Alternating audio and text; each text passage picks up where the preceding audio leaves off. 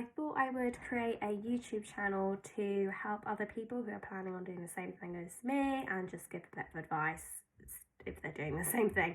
I think it's pretty much the same if you're going to do like teaching English as an accountant. Basically, it's kind of the same thing. But anyway, so for a visa, regardless of where you're teaching, ACCA doesn't count. Like, you have to do Oxford Brookes because you have to have the word bachelor's degree on a piece of paper, even though ACCA is equivalent of a master's. No, they want a degree.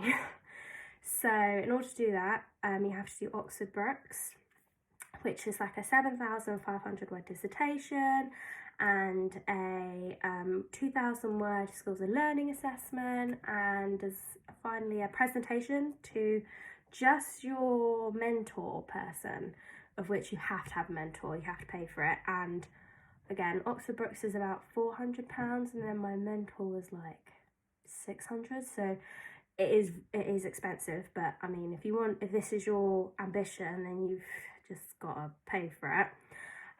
So you have to do them. There's 2 submissions. One's in the 5th of May and results come out the end of September, of which it takes ages for your certificate to come. Luckily, I wasn't in that much of a high intake period, so mine actually came within a month, but they say that it can take up to like 3 months for your certificate to come. So just bear that in mind if that's what you're planning on doing. And then there's obviously a submission beginning of November, I think, and then the results come out end of March or like mid-March time. So that's what you need for your visa. And not only that, after you get your certificate, because you can't do anything on a pass letter or a transcript, you have to have your certificate. Once you get your certificate, you then have to go to a notary to get it copied and like signed saying, yes, this is you. And you have to go in person to the notary to do this so they can prove that it's you. You have to go with like a bank statement, utility bill, phone bill.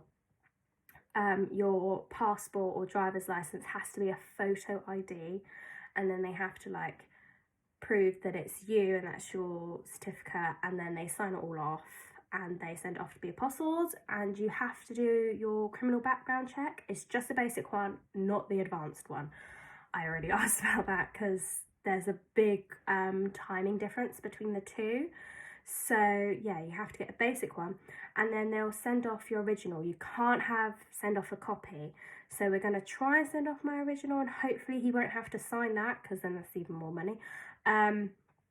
And then once he does that, he will bring it all back to me, bind it, and then you submit, I think, that and some pictures and other bits. I'll do another video on what's needed for your visa. And he'll send that off, and then that's you done. Hopefully you'll get issued a visa. But as I say, anything legal tends to be really expensive, and this is no exception. It is like £300 to have all this stuff legalized. So yeah, crazy.